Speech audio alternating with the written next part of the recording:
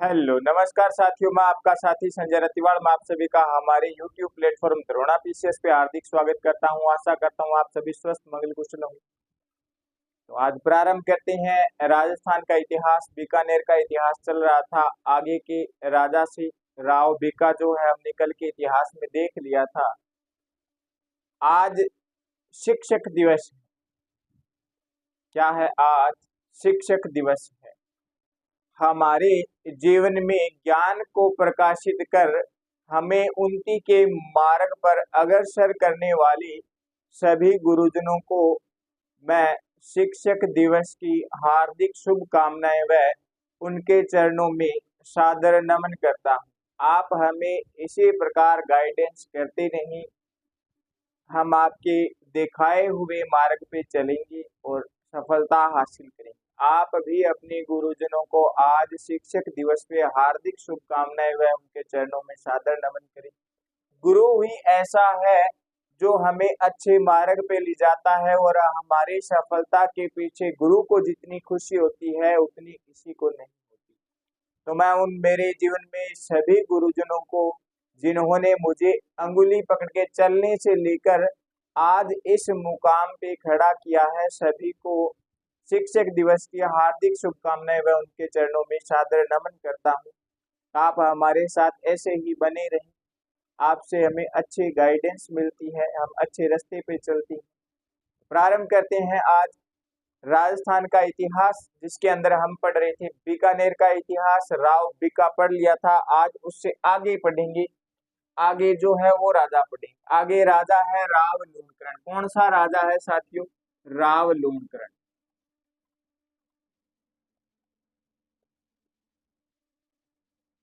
इनके बारे में पढ़ेंगे। मैं आपको बता दूं, बीका का पुत्र था नरा। नरा राजा बनता है, लेकिन नरा का कुछ इतिहास नहीं है। वो थोड़े समय तक राजा रहता है, बाद में उनकी मृत्यु हो जाती है। उनके बाद में बीका के पुत्र लूणकरण राजा बनते हैं। लूणकरण का इतिहास है, अच्छा इतिहास है, पढ़ती हैं। ये जब राजा बनती हैं तब सन था 1505 का और 1526 तक शासन करते हैं। तो इनका टाइम पीरियड जो है, शासन काल, वो है क्या है? 1505 से 1526 तक के बीच की जो भी घटना है वो राव लूणकरण के समय में होती है। देखते हैं। राव लूणकरण राजा बना है। जब हम लोक देवता व संत संप्रदाय पढ़ रहे थे तब मैंने आपको बताया था बीकानेर के अंदर राव लूणकरण किसके आशीर्वाद से राजा बनता है। बीकानेर के अंदर तब संत हुए थे। उस समय के संत की बात करें तो जाम्बो जी भी थे, प्रचलित थे, और जसनाथ जी भी प्रचलित थे, बड़े संत थे। जसनाथ जी महाराज के आशीर्वाद से लूणकरण जी क्या बनती हैं? राजा बनते हैं। किसके आशीर्वाद से जी? जसनाथ जी के आशीर्वाद से।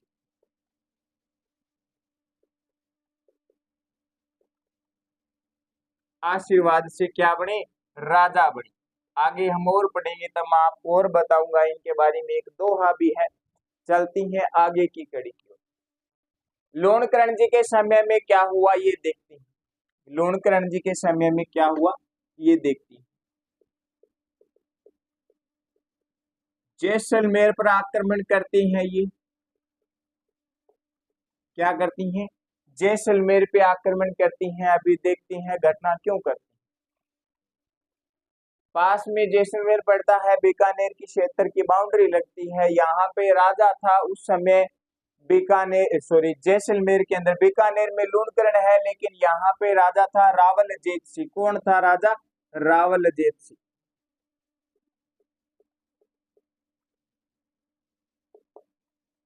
ये राजा था। आक्रमण होता है।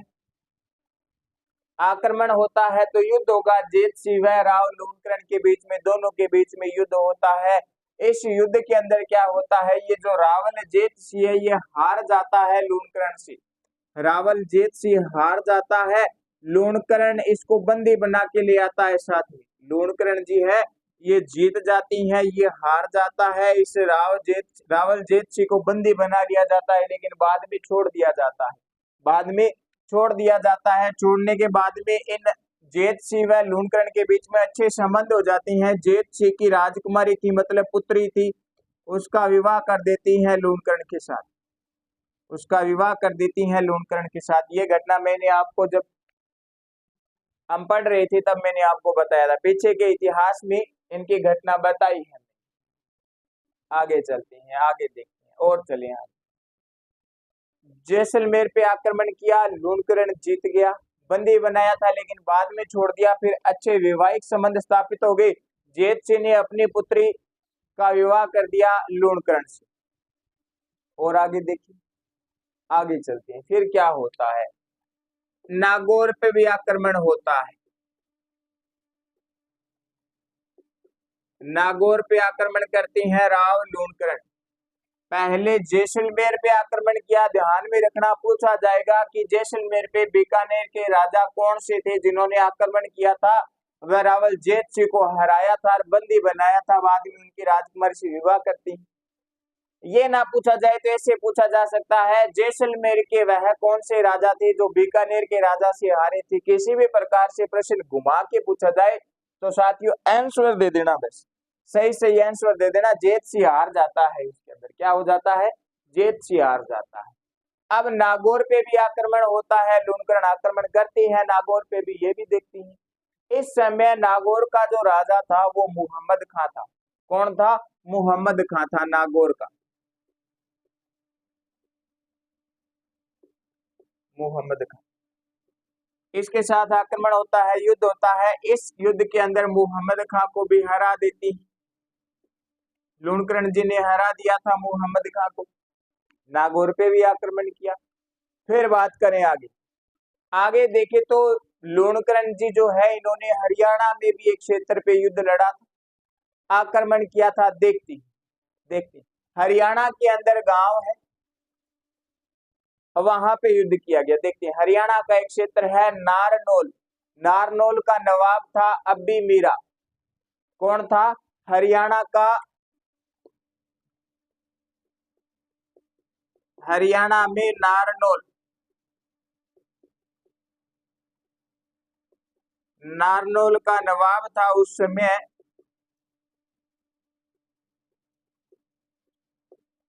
अब्बी मीरा।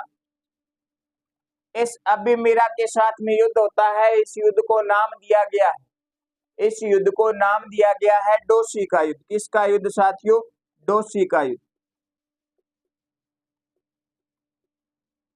डोसी का युद्ध किसके बीच में होता है, नारनौल के नवाब अब्बी मीरा व बीकानेर का राजा कौन है, लूणकरण है। लूणकरण के मध्य होता है। क्या हुआ, लूणकरण जी के मध्य हुआ। कब हुआ, बात करी कब हुआ, 1526 के अंदर हुआ। 1526 के अंदर युद्ध हुआ। डोसी का युद्ध होता है अब्बी मीरा व लूणकरण के मध्य। इस युद्ध के अंदर लूणकरण जी हार जाती हैं। हार तो क्या ही जाती हैं, मारे भी जाती हैं। अब्बी मीरा जीत जाता है, लूणकरण जी मारे गए। ज्यादा इतिहास नहीं है, छोटा सा इतिहास है, क्योंकि बीकानेर के राजा जो थे, पहले राजा बीका थे, बीका के बाद में राजा लूणकरण बनते हैं, तो दूसरे ही राजा है। आपसी क्षेत्र में लड़ाई दंगे युद्ध आक्रमण होते रहते हैं। ज्यादा सेना थी नहीं, कम सेना थी, लेकिन फिर भी वे दो क्षेत्रों के अंदर तो जीते।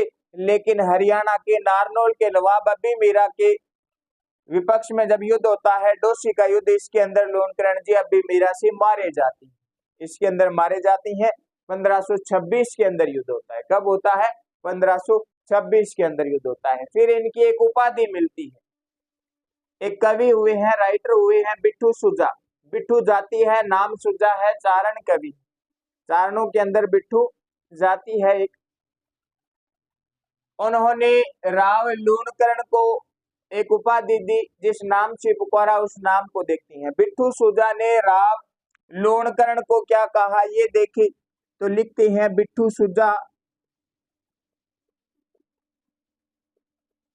इन्होंने राव लूणकरण को कहा कलयुग का करण। क्या कहा, कलयुग का करण। कलयुग का करण कहा, किसने कहा साथियों, बिट्ठू सुजा ने कहा। किसको कहा, बीकानेर के राजा राव लूणकरण को कहा कलयुग का करण। अभी हम आगे इस कलयुग के करण की एक जानकारी और देखेंगे। अभी देखने वाले हैं आगे एक राजा पढ़ेंगे, उनके समय में राइटर हुए हैं जिन्होंने एक ग्रंथ लिखा। उस ग्रंथ के अंदर लूणकरण के बारे में, कलयुग का करण जो है इसकी जानकारी।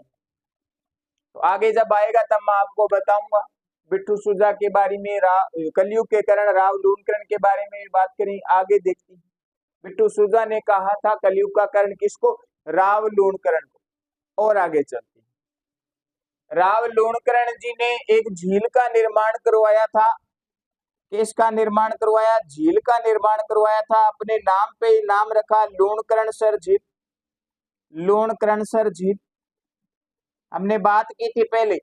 जो राजा बनवाता है, पानी की व्यवस्था करवाता है, उसके नाम पे ही उस स्थल का नाम रख दिया जाता है, पीछे सर लगा देती है, पीछे सर लगा देती है। तो लूणकरण जी ने करवाया, तो लूणकरण पीछे सर लगा दिया, क्या बनवाई? झील बनवाई। लूणकरण सर झील का निर्माण करवाया था। किसने करवाया साथियों? राव लूणकरण ने निर्माण करवाया। किसने? राव लूणकरण ने निर्माण करवाया। बीकानेर के अंदर है, बीकानेर का राजा है तो बीकानेर में करवाएगा। फिर बात करें, जब राज चिन्ह की बात चल रही थी राव बीका के अंदर, तो बीका जो है राज चिन्ह लेके आता है। बीका जो है राज चिन्ह लेके आता है। नागणेची माता की मूर्ति लेके आया था, जिसका तो मंदिर बनवा दिया था। लेकिन लक्ष्मीनाथ जी, या इन्हें ही कहते हैं लक्ष्मी नारायण जी, की मूर्ति लेके आता है, उनका मंदिर नहीं बनवाता है। तो उनका मंदिर हमारे अब जो वर्तमान में हम राजा पढ़ रहे हैं, इस क्लास के अंदर जो राजा पढ़ रहे हैं, इन राजा ने निर्माण करवाया था। किसका निर्माण करवाया जी? लक्ष्मीनाथ जी के मंदिर का। लक्ष्मीनाथ जी या लक्ष्मी नारायण जी भी कहते हैं, लक्ष्मीनाथ जी के मंदिर का निर्माण करवाया बीकानेर के अंदर। इनका भी निर्माण करवाया, ये भी ध्यान में रखना। और बीकानेर के जो राठौड़ हुए हैं, राठौड़ है, जोधपुर से आई है शाखा, तो राठौड़ी है। जोधपुर में राठौड़ वंश था, बीकानेर के अंदर भी राठौड़ वंश है। तो ये जो लक्ष्मीनाथ जी का मंदिर बनवाया, बीकानेर के जो राठौड़ है, राजा है, वो अपने आप को इन लक्ष्मीनाथ जी या लक्ष्मी नारायण जी के दीवान मानते हैं। जैसे मेवाड़ के जो राजा थे, वो अपने आप को एकलिंग जी के दीवान मानते थे। जयपुर के जो राजा थे, वो अपने आप को गोविंद जी के दीवान मानते थे। ये किसको मानते हैं जी? किसको मानते हैं? लक्ष्मीनाथ जी के दीवान मानते हैं अपने आप को।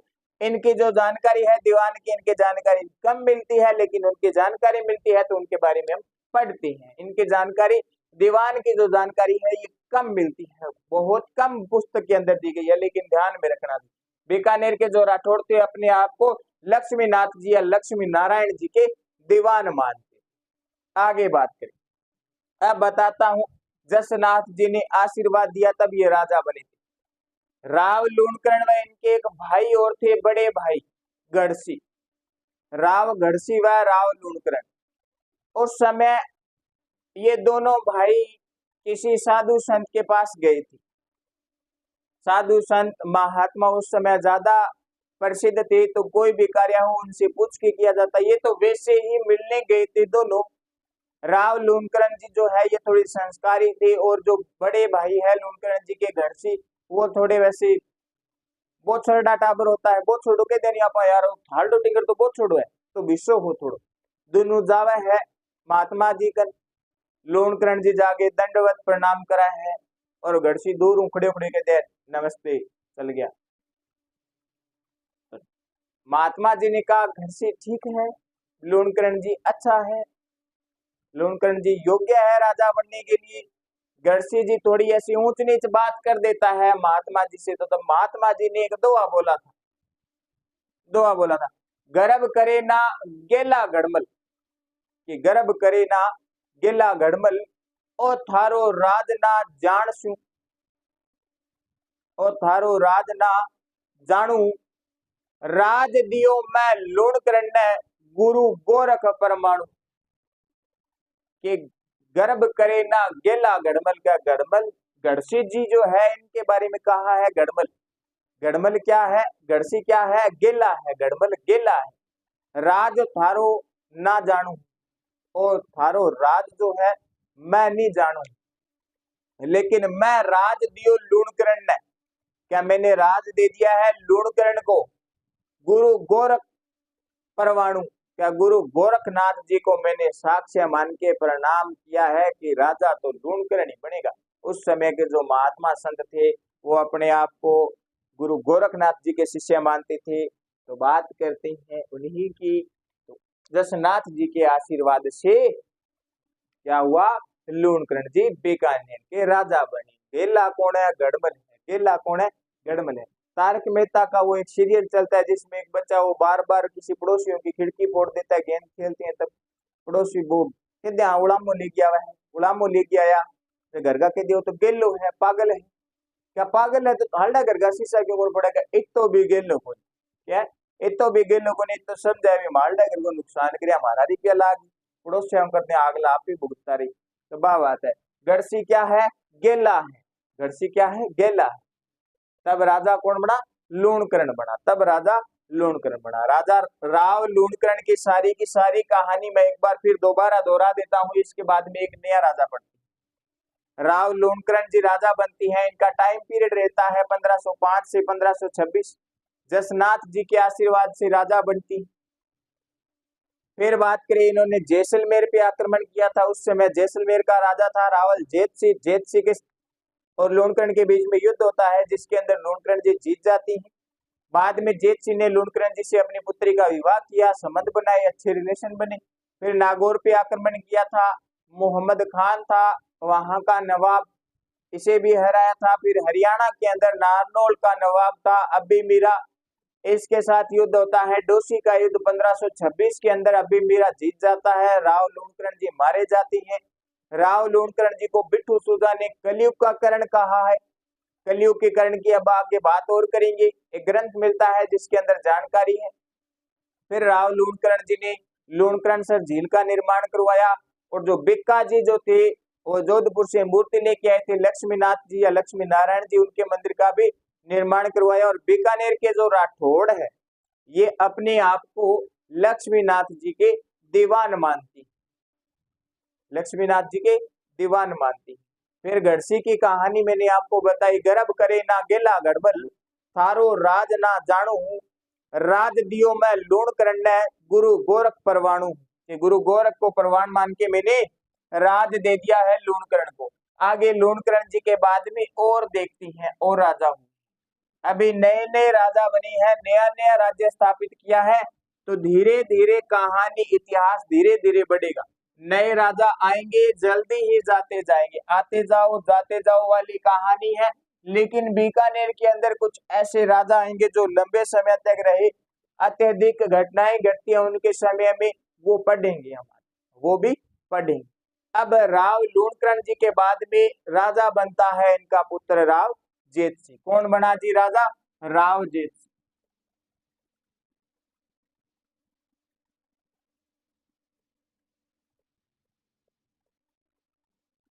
राव जेतसी राजा बन गया। राव जेतसी का टाइम पीरियड देखती 1526 से 1541 तक का जो टाइम पीरियड है वो किनका है, राव जेतसी का है। 1526 में राव लूणकरण जी मरती हैं। तभी मैंने आपको एक घटना बताई थी कि इधर राजा मरता है, उसका अंतिम संस्कार दाह संस्कार होता है, तो दूसरी पक्ष जो क्या होती है, राजा का राज तिलक होता है। तो 26 में ही जेतसी को राजा बना दिया। अब जेतसी राजा बन गया है। जेतसी के बारे में मैंने आपको एक दो घटना है वो पहले ही बता दी।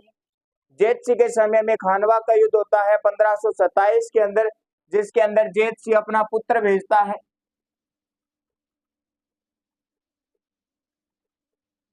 खानवा का युद्ध होता है 1527 में, जिसके अंदर जेतसी ने अपने पुत्र उस समय राजकुमार को भेजा था कल्याणमल।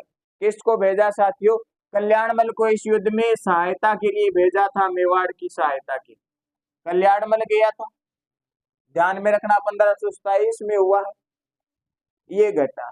अब बात करें आगे, जेतसी के समय में भारत के अंदर पहला मुगल राजा था बाबर।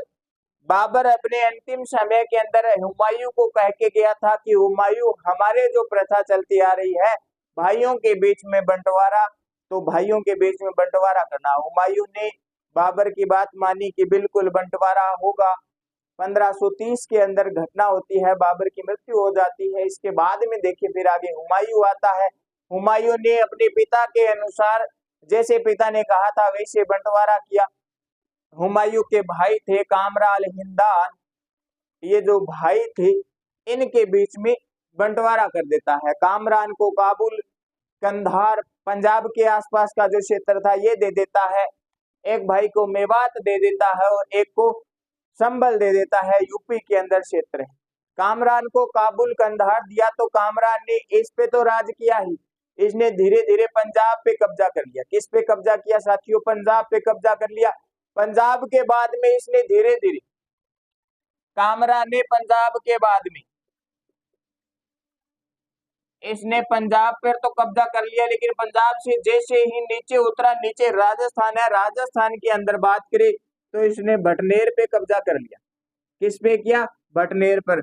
वर्तमान में बात करें तो हनुमानगढ़, कौन सा क्षेत्र है जी? हनुमानगढ़ है। हनुमानगढ़ भाटियों ने बसाया था, इसीलिए भटनेर, नेर है ना, भटनेर नगर। तो इस भटनेर पे कब्जा कर लेता है। भटनेर पे कब्जा करने के बाद में इसने सोचा क्यों न मैं बीकानेर पे भी कब्जा करूं, बीकानेर पास में ही है, तो इसने बीकानेर की ओर कब्जा करने का प्लान बनाया। आगे बीकानेर के अंदर राजा कौन है? जेतसिंह है। जेतसिंह है तो राजा है, राजा ऐसे तो कैसे बीकानेर पे कब्जा करने दे, युद्ध करना पड़ेगा। तब युद्ध होता है। बीकानेर का हम बात करें, एक प्राचीन नाम बताया था मैंने आपको, राती घाटी, तो इस युद्ध को नाम ही दे दिया राटी घाटी का युद्ध, राती घाटी का युद्ध।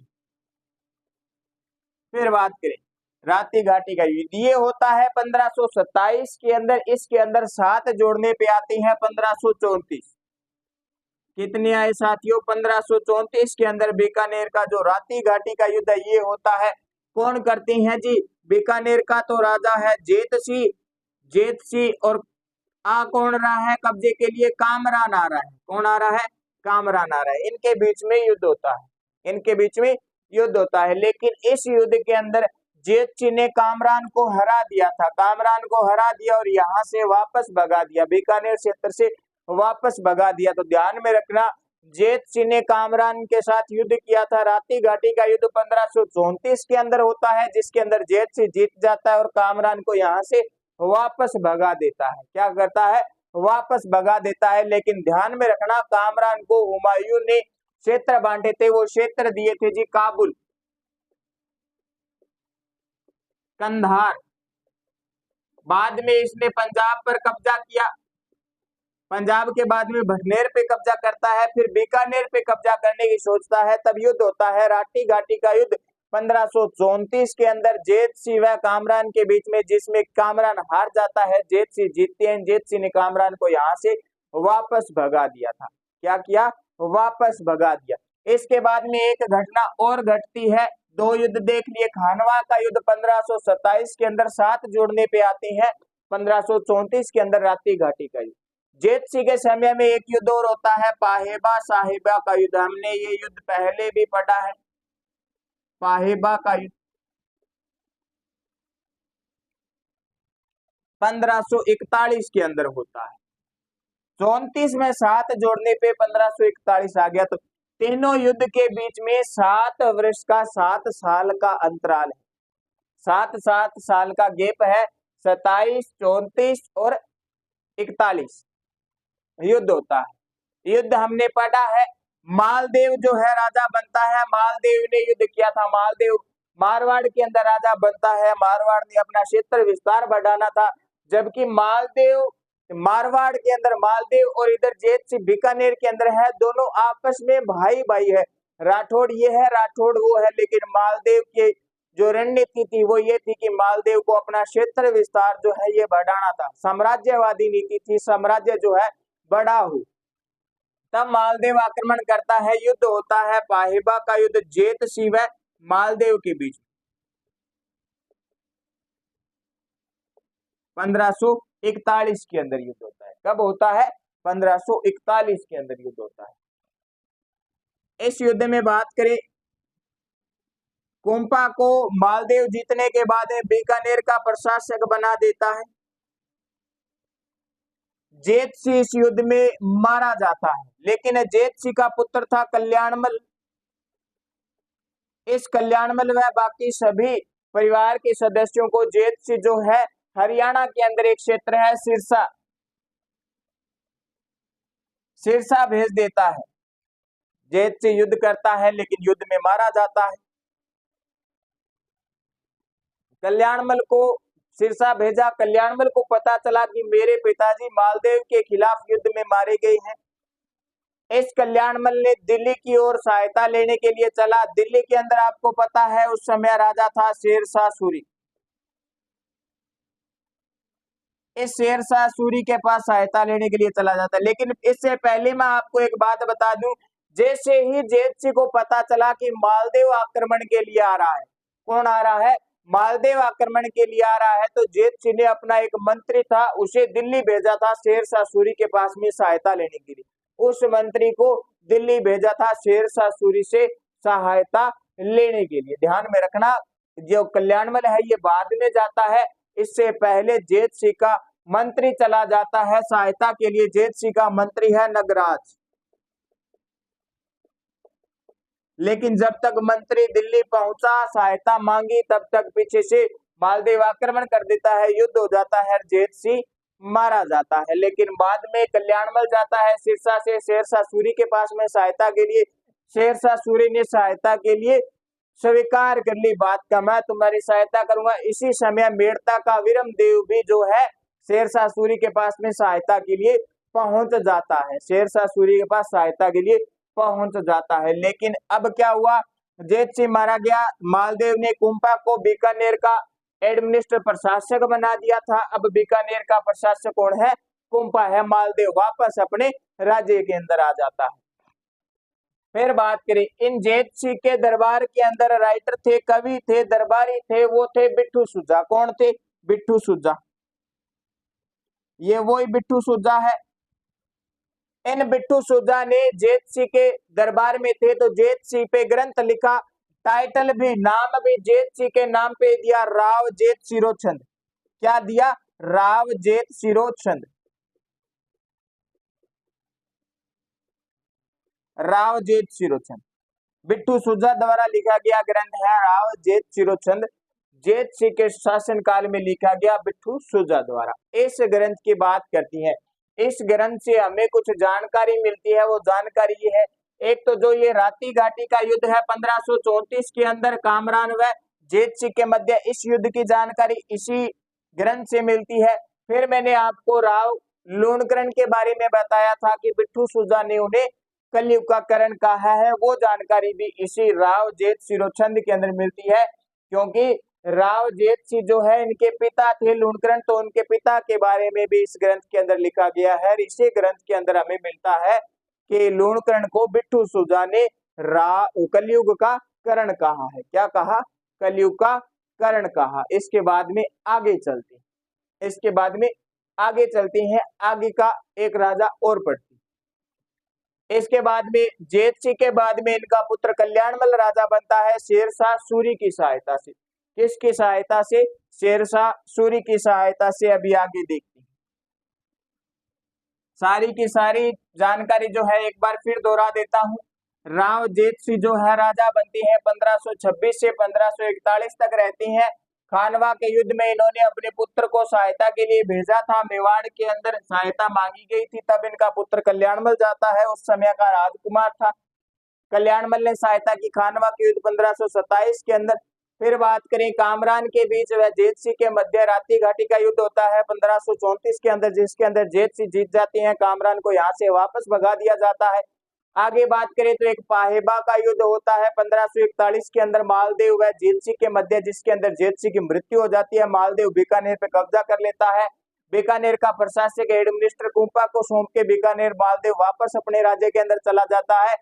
इनके दरबार के अंदर दरबारी कवि हुए थे बिट्ठू सुजा, जिन्होंने जेत सिंह पे ग्रंथ लिखा राव जेत सिरोचंद, जिसके अंदर राती घाटी के युद्ध की जानकारी व कलयुग का करण कहा गया है। राव लूणकरण को इसकी जानकारी मिलती है। इसके बाद में आगे बढ़े, राव जेत सिंह के बाद में आगे बढ़ती है। जेत सिंह के पुत्र है कौन, कल्याण। कौन है, कल्याण। कल्याणमल के बारे में बात करें।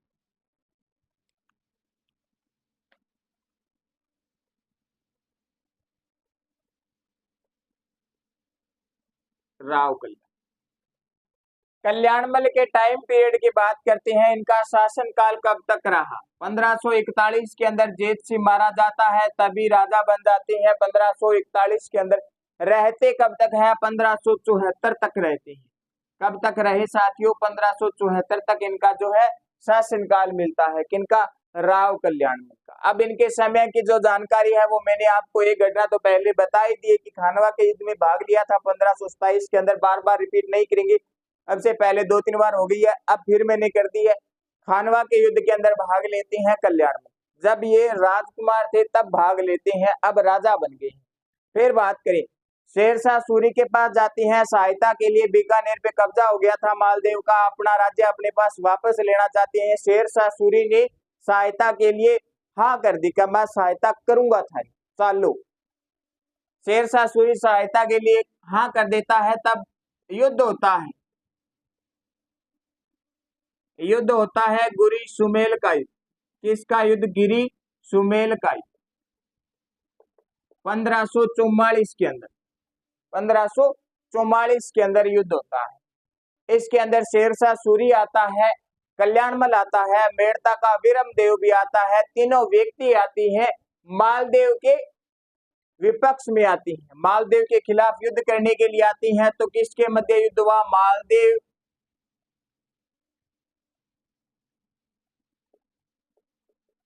कल्याणमल।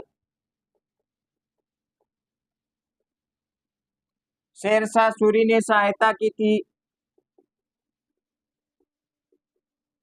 मेड़ता वाले वीरमदेव ने सहायता भी की थी।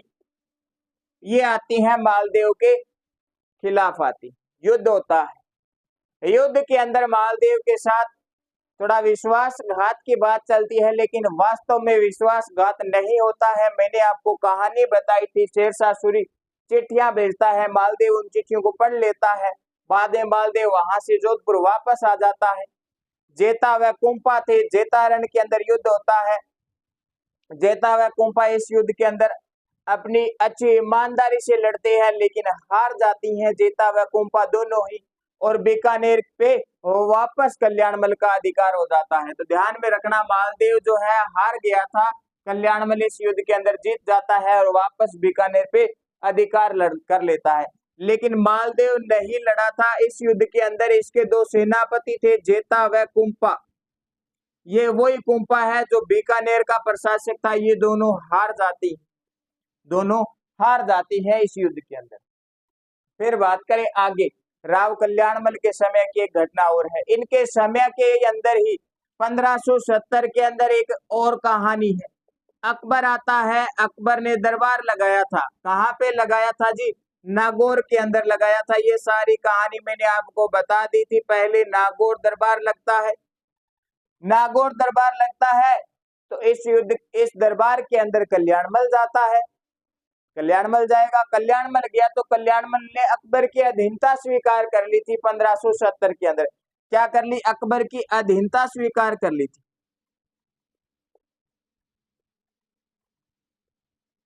अधीनता स्वीकार कर ली थी, और ये बीकानेर का पहला शासक था जिसने अधीनता स्वीकार की। प्रथम शासक बीकानेर का जिसने अकबर की अधीनता स्वीकार की। कल्याणमल तो जाता ही है दरबार में, साथ में कल्याणमल के दो पुत्र जाते हैं, राय सिंह व पृथ्वीराज राठौड़। पृथ्वीराज राठौड़ ये दोनों पुत्र भी कल्याणमल के साथ अकबर के दरबार में जाती हैं। नागौर दरबार 1570 की कहानी है। अकबर ने अधीनता स्वीकार करने के बाद में कल्याणमल के दोनों पुत्र राय सिंह व पृथ्वीराज राठौड़ को अपने साथ लेके जाता है। अपने साथ लेके जाता है, तब मैंने आपको बताया था राय सिंह को जोधपुर का प्रशासक बनाता है कुछ समय के लिए जोधपुर को प्रशासक बनाता है। 72, 73, 74 की घटना है। इस समय राय सिंह को जोधपुर का प्रशासक बनाया जाता है। लेकिन पृथ्वीराज जो है इसे अकबर ने परखा। अकबर जो है ये बहुत शक्तिशाली, तेज, बुद्धिमान वाला आदमी था, जिसने पृथ्वीराज को परखा। पृथ्वीराज राठौड़ को अपने पास लिखा, अपने दरबार में रखा, और ये अच्छे कवि बने, अकबर के दरबार में पृथ्वीराज राठौड़ वही है जिन्होंने कल्ला रायमलोत के मरने से पहले उनके मर्सिये लिखे थे। क्या लिखे थे? कल्ला रायमलोत के मर्सिये लिखे थे।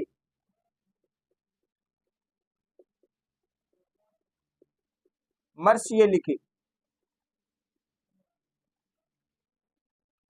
तो ये कहानी है जी राय सिंह व पृथ्वीराज राठौड़ के बारे में। जब आगे राजा आएंगे तब मैं और बताऊंगा इनके बारे में, लेकिन राव कल्याणमल की कहानी है जो इतनी ही कहानी।